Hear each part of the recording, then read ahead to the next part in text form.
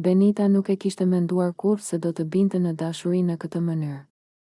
Jo kaq papritur, jo kaq fort, dhe sidomos jo me dikë që nuk ishte ende plotësisht i lirë. Por ndjenjat nuk pyesin. Ato vinë, zën vend dhe nuk largohen lehtë. Që nga momenti i parë kur sytë e saj u kryqëzuan me sytë e Klodit, diçka ndryshoi brenda saj. Ishte një ndjesje e çuditshme, si një dridhje e lehtë në kraharor, si një parandjenje se ky njeri do të kishte rëndësi. Klodi kishte një buzëqeshje të ëmbël, nga ato që nuk përpiqen të bien në sy, por që të mbeten në mendje.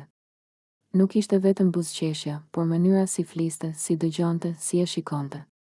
Me të, Benita ndiej e parë. E kuptuar, e pranuar. Mes tyre lindi një kimje e fortë, e padukshme për të tjerët, por shumë e qartë për ta. Një lidhje që nuk kishte nevojë për shumë fjalë, sepse heshtja mes tyre ishte po aq e mbushur sa bisedat. Ditët kalonin dhe ndjenjat e Benitës vetëm rriteshin.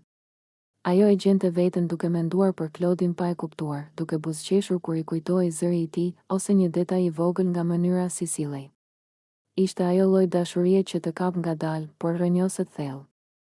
Një dashuri që nuk bërtet, por që digjet qet nga brenda. Benita besonte tek ajo që ndjente.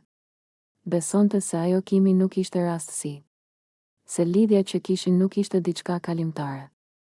Ajo e ndjente se kur Klodi të dilte, rrugët e tyre do të bashkoheshin plotësisht.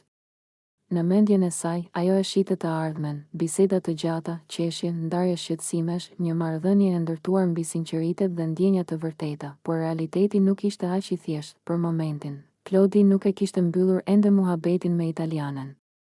Ajo quhej Ludos. Një emër që Benitës i rëndonte në mendje sa herë që e mendonte.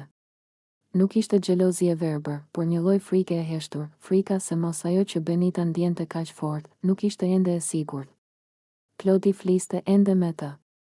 Ndoshta nga zakon, ndoshta nga paqartësia, ndoshta sepse edhe ai vetë nuk e kishte mbyllur plotësisht një kapitull përpara se të hapte një tjetër. Kjo e vendoste Benitën në një pritje të vështirë. Një pritje ku shpresa dhe pasiguria bashkëjetonin. Nga njëra anë, ajo besonte tek ajo që kishin ndërtuar bashkë, tek shikimet, tek fjalët, tek momentet që nuk mund të shtireshin.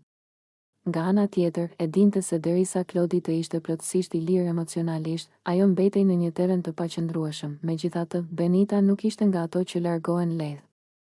Ajo nuk kërkonte premtime boshe, as fjalë të mëdha. Kërkonte vetëm sinqeritet dhe kohë. Ishte e gatshme të priste, jo sepse nuk e vlerësonte veten, por sepse ndjenja që kishte për Klodin ishte e vërtetë.